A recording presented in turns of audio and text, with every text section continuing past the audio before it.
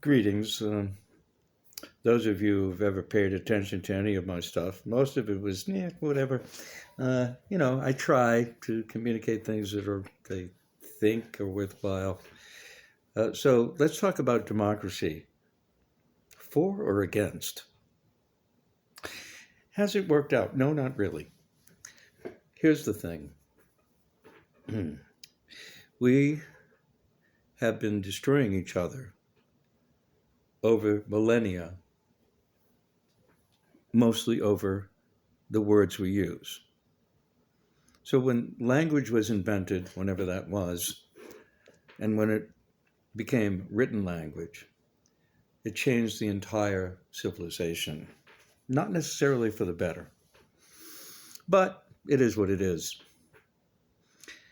So we have gotten to the point where we have taken other people's words and decided that we should kill them in some cases where they disagreed with us. Now, Colin Quinn has said in Red State, Blue State, and in Unconstitutional, two great pieces, I think. They're very valid. We don't have a lot in common with either our neighbors, and certainly not within state to state. And we're not trying to do that. And you go several hundred miles and you've got a different culture, a different ruling faction. We have a pack mentality, so the ruling faction counts. And if you don't go along with whatever's in charge in your place, town, city, state, country, whatever, then you could be outcast or worse. And I think we all understand that. So we tend to follow the leader, whoever we think the leader is at that time, whoever we like best, or whoever we think is the most successful.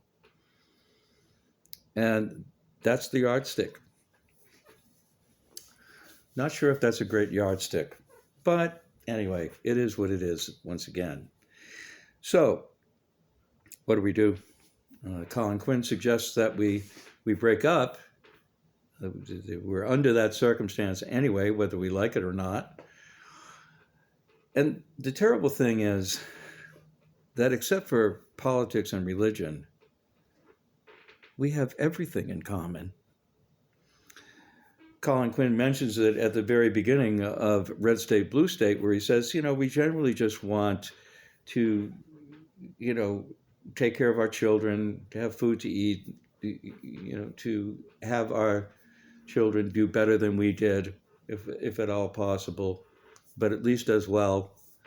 And simplest things, to not feel insecure, to not feel threatened, to feel that we are safe where we are. All of these things, which are much more the things that we have in common than the things that we don't. You're honestly going to make words destroy the entire idea of democracy? That's what's happening right now. I think whenever there's a crisis, whenever there's a disaster, if there's a war or a direct attack on the continent, we pull together pretty well, for a time at least. And that's it. And maybe that's all it should be. And maybe the central government needs to be neutral and do the things that it is capable of doing best, which are basically infrastructure and defense. Now, in terms of defense, we've gone way over the top with the weaponry. We've weaponized everything. Hey, look, I've learned that I can kill you with a straw. Okay? Everything is weaponized, right down to viruses, and such as COVID, let's say.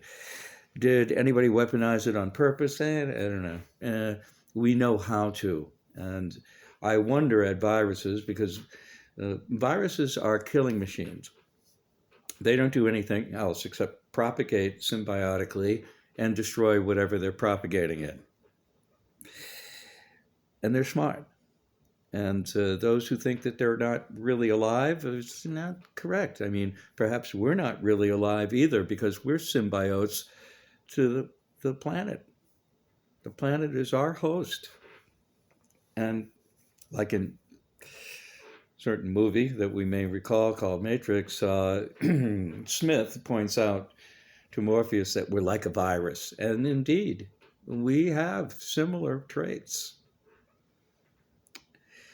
And we are in the process of destroying the host. Now, can we do that? Is it possible for us to destroy this magnificent spaceship, Earth? Not clear. I think we are best at destroying ourselves. And here's the thing. Do you ever notice, doesn't it seem odd that we behave like a broken record over thousands of years? Someone always has to be on top. Someone always has to be the big cheese or the big cheesette. There have been times when women controlled things, and they control things in their own way, even now. But it is terribly unequal and unfair in general anyway. It's a long, slow process for women to come into their own and to be who they are and to help us to stop killing each other, perhaps. You know, not that all women are nonviolent. That clearly is not true.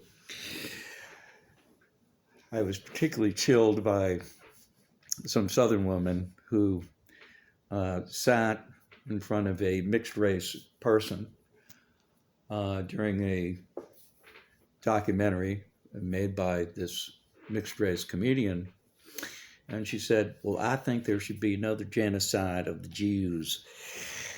And to say a chill ran up my spine as a person of Jewish ancestry, who, by the way, was baptized in my 20s because I love Jesus. But anyway, this is what happened. This terrible woman, and I doubt that she's ever talked to a Jew, ever, or knows any. Whatever she was taught, or whatever reason she has, there is no reason for that kind of horror. And she said, men, women, and children, and she said, yes, men, women, and we should do it again. But the thing is, they were just words. Should I kill her because of those words? Well, I had the thought. I did. Would I? No. Because she's just talking. And if she comes after people, they may kill her. If she's trying to kill them, that's the way it goes. But will I, because of her words, because of what she thinks, because of what she believes? No. Nor should you, nor should anyone. It's time to take the needle off the broken record and get some new vinyl.